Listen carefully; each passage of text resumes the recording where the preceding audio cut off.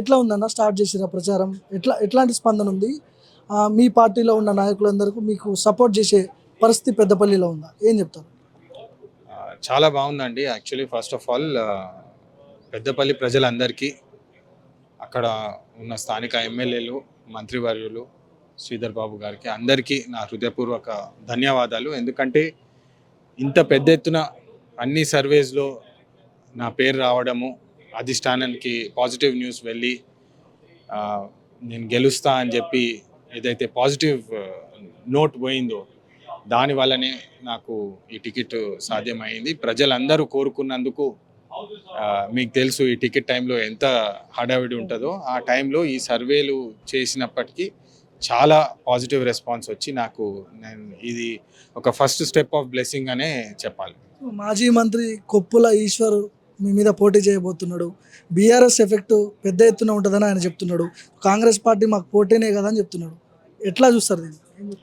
Actually నేను 2023లో assembly ఎలక్షన్స్కి campaigning వెళ్ళినప్పుడు పెద్దపల్లి ప్రాంతం మొత్తము తిరిగినాను, ఇంటీరియర్స్ వెళ్ళి చూసినాను. యాక్చువల్లీ చాలా దురదృష్టవంతు ఎక్స్పీరియన్స్ అయింది. ఎందుకంటే మనము బతికేది 2024లో, ఇప్పుడు అడ్వాన్స్ లైఫ్లో బతుకుతున్నాం మనం. టెక్నాలజీ చూసుకోండి, ఏఐ చూసుకోండి, మొత్తం చూసుకున్నా. కానీ పెద్దపల్లి ప్రాంతం చూసుకుంటే తెలంగాణ వచ్చిన తర్వాత గ్రామాలలోకి వెళ్తే, ఇంటీరియర్స్ వెళ్తే ఇంకా నీటి సౌకర్యం లేదు, ఇల్లు లేవు, రోడ్లు లేవు. చాలా హీనమైన పరిస్థితిలో బతుకుతున్నారు జనాలు. ఆల్మోస్ట్ అబౌట్ 15 lakh పాపులేషన్, 15 లక్షల మంది ఉన్నారు పెద్దపల్లి ప్రాంతంలో. వీళ్ళందరికీ వీళ్ళు కాళేశ్వరం ప్రాజెక్ట్ అని చెప్పి స్కామ్ చేసినారు. 1-2 లక్షల కోట్లు తినేసినారు కల్వకుంట్ల కుటుంబం. ఆ ఒక్క పైసా పని కనిపించట్లేదు మీరు పెద్దపల్లి ప్రాంతంలో చూస్తే. కొప్పులీశ్వర్ గారు ఎక్కడైతే ధర్మపురి ప్రాంతం నుంచి వస్తారో, ధర్మపురి ప్రాంతంలో వెళ్ళి నేను లక్ష్మణ్ గారికి కూడా అప్పుడు అసెంబ్లీ ఎలక్షన్స్ అప్పుడు క్యాంపెయినింగ్కి వెళ్ళినప్పుడు కూడా ప్రతి మనిషి ఈయన మా మీద దౌర్జన్యాలు చేసినారు, పోలీస్ కేసులు అక్రమంగా పెట్టినాడు, నీటి సౌకర్యం లేదు, నీళ్ళు అడిగితే కొట్టినారు, పోలీస్ కేసులు వేసినారు, ల్యాండ్ కబ్జాలు చేసినారని చెప్పి అనేక ఆరోపణలు ఉండి అందుకని ఇంత వ్యతిరేకతతోటి ఆయనను ఓడగొట్టడం జరిగింది. మళ్ళీ ఆశ్చర్యం అవుతుంది, ఏ ముఖం పెట్టుకొని బీఆర్ఎస్ వాళ్ళు మళ్ళీ పార్లమెంట్కి ఓటేద్దాము, ప్రజల దగ్గర వెళ్ళి ఓటేస్తామని చెప్పి అడుగుతుంటే ఆశ్చర్యం వేస్తుంది. అంటే ఇంకా వాళ్ళలో అది ఆ మార్పు అనేది రాలేదు. ప్రజలని మేము ఒక మోసం చేసినాము, వాళ్ళకి సొమ్ము తిన్నామని చెప్పి వాళ్ళకి లోపటి నుంచే ఏదైతే మార్పు రావాలో అది రాలేదు. ప్రజలు మళ్ళీ బుద్ధి చెప్తారు, మీరు తప్పు చేస్తే తప్పు జరుగుతుంది, ప్రజల సొమ్ము తినొద్దు. వీళ్ళు బీఆర్ఎస్ పార్టీ నాయకులు అందరూ చేసినారు. ఇప్పుడు మనం చూస్తున్నాం వాళ్ళకు ఫలితం అసెంబ్లీ ఎలక్షన్స్ ఎట్లా వచ్చిందో పార్లమెంట్ ఎలక్షన్లో కూడా మళ్ళీ అట్లనే జరగబోతుంది. బీఆర్ఎస్ అభ్యర్థి అక్కడ వంశీని టార్గెట్ చేసి మాట్లాడుతున్నాడు, కుటుంబ పాలన అంటున్నాడు, ఇంకేదో అంటున్నాడు, టికెట్లు పైరవీలు చేయించుకుంటున్నాడు, ఇవన్నీ మాట్లాడుతున్నాడు. ఏం చెప్తారు దీనికి? ఖచ్చితంగా అండి, కుటుంబ పాలన అంటే కేసీఆర్ కల్వకుంట్లది కుటుంబ పాలన. అది ఎందుకంటానంటే మీరు కవితమ్మ గారిది చూస్తే ఆమె మాకు వద్దు అని చెప్పి ప్రజలు ఆమెను ఓడగొట్టినారు. ఆమె టికెట్ కేవలం ఒక అవకాశం అండి. బీఆర్ఎస్ పార్టీ కానివ్వండి, కాంగ్రెస్ పార్టీ కానివ్వండి, ఏ పార్టీ అయినా టికెట్ ఇవ్వడం ఒక అవకాశం. అంటే బరిలో దిగేటప్పుడు వీరైతే గెలుస్తారని చెప్పి ఆ పార్టీ నమ్ముతున్న కాన్ఫిడెంట్ ఉన్న ప్లేయర్నే పెడతారు. ఆ సమయంలో ఇది నామినేటెడ్ పోస్ట్ కాదు, ఇది కేవలం ఒక అవకాశం. ప్రజలు బుద్ధి చెప్తారు. వీళ్ళు ఏదైతే కొప్పులీశ్వర్ ఉన్నారో, కవితమ్మ, కేటీఆర్ గారు, కేసీఆర్, వీళ్ళందరూ ఏదైతే కుతంత్ర రాజకీయాలు, కుటుంబ రాజకీయాలు చేసి వాళ్ళ జోబులు నింపుకున్నారో, 75,000 crores పాజిటివ్ ఉండే మన బ్యాంక్ అకౌంట్లో తెలంగాణ వచ్చినప్పుడు. కానీ ఇప్పుడు మీరు చూస్తుంటే 6 లక్షల కోట్లు లాస్లో ఉన్నాం మనం. అంటే ఈ డబ్బులన్నీ ఎక్కడ పోయినాయి? కేవలము ఒక కల్వకుంట్ల కుటుంబము, ఆమె కవితమ్మని ప్రజలు ఓడగొట్టినా ఆమెకి నామినేటెడ్ పోస్ట్ ఇచ్చి మరీ ఆమెని గద్దె మీద కూర్చోబెట్టినారు. అంటే అది కుటుంబ రాజకీయాలు. ఇది కేవలము ప్రజలు ఎన్నుకుంటున్నారు. ప్రజలు ఎన్నుకుంటున్నప్పుడు కొప్పులీశ్వర్ గారు కానివ్వండి, ఇంకెవరైనా కానివ్వండి, వాళ్ళ వ్యతిరేకత ప్రజల మీద ఉన్నది కాబట్టి వాళ్ళు అట్లా మాట్లాడుతున్నారు. కాబట్టి వాళ్ళకి ఇంకేం పాయింట్ దొరకలేదు. కాక చేసిన పనులు చూసుకుంటే మీరు పెద్దపల్లి ప్రాంతంలో పెన్షన్ కానివ్వండి, పెన్షన్ స్కీము కాంగ్రెస్ ప్రభుత్వం అప్పుడే అమలైంది. రేషన్ స్కీము కాంగ్రెస్ ప్రభుత్వము కాకా గారు హయాంలో జరిగినది. 1,00,000 ఉద్యోగాలు సింగరేణి అప్పుడు బీఎఫ్ఆర్లో సింగరేణి పోతుంటే 400 కోట్లు ఇప్పించి మరీ 1,00,000 ఉద్యోగాలు కాపాడిన వ్యక్తి కాక వెంకటస్వామి గారు. ఇవన్నీ గుర్తు చేసుకొని ప్రజలు వాళ్ళ సొంతంగా నేను వస్తే బాగుంటుంది అని చెప్పి కోరుకున్నప్పుడు వీళ్ళకి ఇంకేం పాయింట్ లేదు.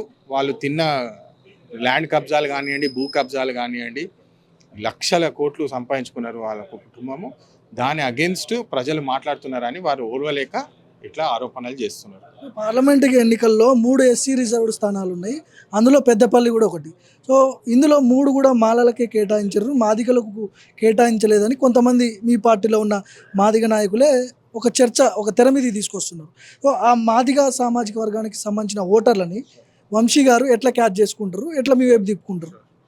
నేను ఒక ముఖ్యమైన విషయం చెప్పాలండి ఈ సబ్జెక్ట్ మీద. ఎందుకంటే నేను చిన్నప్పటి నుంచి కాకా గారి నీడలో పెరిగిన మనిషిని. కాకా గారు అన్ని కులాలకు చాలా ప్రియతమ నాయకుడు. మీరు ఒకవేళ హిస్టరీ చూసుకుంటే కానీ గత 70 సంవత్సరాల పెద్దపల్లి ప్రాంతంలో చూసుకుంటే కూడా ఈ కులాల మధ్యలో ఇంత విభేదన లేకుండే. ప్రత్యేకంగా కాకా గారి హయాంలో కాకా గారు అందరినీ ఒకలాగానే చూసి వాళ్ళ అందరి కోసం ఒక దళితుల కోసము ఒక్కటై పోరాడిన వ్యక్తి కాకా గారు. ఇది కేవలము కొప్పులీశ్వర్ గారు ఆపోజిషన్ పార్టీ యూజ్ చేస్తున్న డిఫరెన్సెస్ క్రియేట్ చేద్దామని వాళ్ళ మా మధ్యలో డివైడ్ అండ్ రూల్ ఏదైతే బ్రిటిష్ పరిపాలనలో చేసినారో డివైడ్ అండ్ రూల్, ఇది మళ్ళీ ఈ నియంతృత్వ పాలన బీఆర్ఎస్ నియంతృత్వ పాలనలో కూడా డివైడ్ అండ్ రూల్ చేద్దామని అనుకుంటున్నారు. కానీ కాకా గారు చేసిన పనులన్నీ గుర్తుపెట్టుకొని నేను వాళ్ళ ఆదేశాలనే పనిచేస్తాను, అన్ని కులాలను కలుపుకొని వాళ్ళకు న్యాయం జరిగేటట్టే పనిచేస్తానని నేను ఇప్పుడు కాదు చిన్నప్పటి నుంచి ఇట్లనే ఉంది, ముందుకెళ్తూ కూడా అదే పనిలో పనిచేస్తామని చెప్పి. ఫైట్ ఎట్లా ఉండబోతుంది? మీకు బీజేపీకా, మీకు బీఆర్ఎస్కి మధ్య పోటీ ఉంటుందా పెద్దపల్లిలో? ఐ థింక్ అక్కడ ఫైట్ లేదనే చెప్పాలండి. ఎందుకంటే నేను ఓవర్ కాన్ఫిడెంట్గా మాట్లాడలేదు. నేను ప్రజల ఇన్నర్ వాయిస్ గ్రౌండ్కి వెళ్తే కూడా ప్రజలే చెప్తున్నారు, బాబు నేను నీ ముఖం ఎక్కువ చూసినాను, కొప్పులీశ్వర్ అంటే కూడా ఎవరు తెలియదు. నేను కొప్పులీశ్వర్ గారు చాలా విమర్శలు చేసినారు నా గురించి, ఆయనకు తెలియదు ఎందుకంటే ఆయన ఆ ప్రాంతంలో తిరగడు కాబోలు. పెద్దపల్లి ప్రాంతంలో గత 10 సంవత్సరాల నుంచి నేను విశాఖ చారిటబుల్ ట్రస్ట్ ద్వారా అనేక కార్యక్రమాలు చేసినాను. వాటర్ బోర్వెల్స్ కానివ్వండి, ఒక 50,000 వాటర్ బోర్వెల్స్ పెద్దపల్లి ప్రాంతంలో కట్టడం జరిగింది. ఇప్పుడు కూడా ఆ ప్రాంతానికి వెళ్తే చాలా సిగ్గుచేటు బీఆర్ఎస్కి ఉండాలి. యాక్చువల్లీ బీఆర్ఎస్కి సిగ్గు ఉండాలి ఓటు అడగడానికి. ఎందుకంటే 10 సంవత్సరాల్లో వాళ్ళు వాటర్ ఫెసిలిటీ చేయలేదు. కాళేశ్వరం ప్రాజెక్ట్ అని చెప్పి ఇంత ఖర్చు పెట్టినారు కానీ ఒక్క నల్లల నీళ్ళు వస్తలేవు, రోడ్లు సరిగా లేవు. మహిళలు దాదాపు 7 లక్షల 8 లక్షల మహిళలు ఉన్నారు ఆ ప్రాంతంలో, పెద్దపల్లి ప్రాంతంలో. ఇంటీరియర్స్ వెళ్తే సరిగ్గా టాయిలెట్స్ లేవు, మహిళలకు టాయిలెట్స్ లేవు. వాళ్ళు వాటర్ కావాలంటే పక్క ఊరికి పోయి వాటర్ తీసుకొని. మిమ్మల్ని గెలిపిస్తే ఏం చేస్తారు? పెద్దపల్లి పార్లమెంట్ ప్రజలకు ఏం చేస్తారు వంశీ? ఫస్ట్ ఫార్మోస్ట్ ఇది చెప్తే చాలా ఆశ్చర్యంగా ఉంటుంది ప్రజలకు, కానీ ఫ్యాక్ట్ ఏంటంటే అక్కడ బేసిక్ నెసెసిటీస్ ఆఫ్ లైఫ్ అంటారు, మీ అందరికి తెలిసిందే. రోటీ కపడా మకాన్ అని చెప్పి నేను 30 సంవత్సరాల క్రితం విన్నది. నేను చిన్నప్పటి నుంచి ఇదే వినుకుంటూ వస్తున్నాను. ఇప్పుడు కూడా అవే లేవు పెద్దపల్లి ప్రాంతంలో. బేసిక్ నెసెసిటీస్, రోడ్డు లేదు, ఒక వాటర్ ఫెసిలిటీ లేదు, ఒక ఇల్లు లేదు. అదే 10 సంవత్సరాల క్రితం కాంగ్రెస్ హయాంలో కట్టిన ఇందిరమ్మ ఇల్లులు గుర్తు చేసుకొని బతుకుతున్నారు. ఫస్ట్ అండ్ ఫార్మోస్ట్ ఇవి ఎస్టాబ్లిష్ చేయడం చాలా అవసరం. ఫండ్స్ అన్నీ యూటిలైజ్ చేసి బీఆర్ఎస్ ప్రభుత్వము వాళ్ళ జోబులు కడుపులు నింపున్నట్టు కాకుండా ప్రజల సొమ్ము ప్రజల దాకా చేరేటట్టు చేసి first basic necessities of life మీద పనిచేస్తాను. దాని తర్వాత యువత దాదాపు 50% యువత మొత్తం అన్ఎంప్లాయిడ్ ఉన్నారు. డిగ్రీలు ఎంబీఏలు చదువుకొని ఆటోలు నడుపుకుంటున్న పరిస్థితి ఉన్నది ఈరోజు. తెలంగాణ వస్తే మన బతుకులు మారిపోతాయని చెప్పి అనేక మంది యూత్ అంతా ఉద్యోగాలు వస్తే మా జీవితాలు మారిపోతాయని చెప్పి నమ్మి తెలంగాణ కోసం కొట్లాడినాను. 1500 మంది ప్రాణ బలిదానాలు ఉట్టిగానే చేసినట్టు అనిపిస్తుంది ఇప్పుడు 10 సంవత్సరాల తర్వాత. అది మార్చే అవకాశం వచ్చింది, మారవాలి. యువతకి జాబ్స్ కోసం ఖచ్చితంగా కృషి చేస్తాము. నేను ఇంతకుముందు కూడా చెప్పినాను, సింగరేణి ప్రాంతంలో సింగరేణి అనుబంధ సంస్థలు చేస్తాము. లోకల్ ఫెసిలిటీస్, వనరులు ఎక్కువ పెద్దపల్లి ప్రాంతంలో, చాలా వనరులు ఎక్కువ. అవి గవర్నమెంట్ సంస్థలు తీసుకొచ్చి స్కిల్ డెవలప్మెంట్ సెంటర్స్ పెట్టి గవర్నమెంట్ సంస్థలు తీసుకొచ్చి లోకల్ ఎంప్లాయ్మెంట్ వచ్చేటట్టు నేను కృషి చేస్తాను. సో ఎంత మెజారిటీ ఎక్స్పెక్ట్ చేయొచ్చు వంశీ నుంచి, పెద్దపల్లి నుంచి? మెజారిటీ అదంతా ప్రజల మీద వదలాలండి. నేను యాజ్ అ అభ్యర్థిగా నన్ను ఆశీర్వాదించాలని చెప్పి కోరుకుంటున్నాను. ప్రజలందరికీ నా ఒకటే విజ్ఞప్తి, పని చేసే వాళ్ళని గుర్తించండి.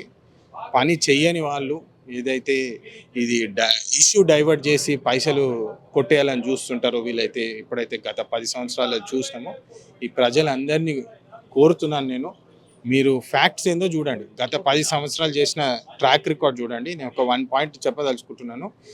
సోలార్ కార్డ్స్, సోలార్ తోపుడు బండ్లు కూడా నేను అనేక సోలార్ తోపుడు బండ్లు గత 5 సంవత్సరాలలో డొనేట్ చేయడం జరిగింది. అంటే ఆంటర్ప్రెన్యూర్స్ వాళ్ళు కూడా ఆంటర్ప్రెన్యూర్స్, తోపుడు బండ్లు చేసేటోళ్ళు కూడా వాళ్ళకు కూడా సౌకర్యం ఉండాలి. ఒక సోలార్ తోపుడు బండి ఉంటే వాళ్ళు రాత్రి 10 గంటల వరకు కూడా లైట్ లేనప్పుడు కూడా వాళ్ళు సోలార్ వాడి బిజినెస్ చేయొచ్చు అని చెప్పి అన్న ఉద్దేశంతో వాళ్ళకు సోలార్ కార్డ్స్ కూడా ఇవ్వడం జరిగింది. ఇవన్నీ ఎందుకు చెప్తున్నానంటే లోకల్ ఎర్నింగ్స్, ప్రజలది ఏదైతే యువత ఉన్నదో వాళ్ళకి కొంచెం బెనిఫిట్ ఇస్తే ఆటోమేటిక్లీ డెవలప్మెంట్ జరుగుతుంది.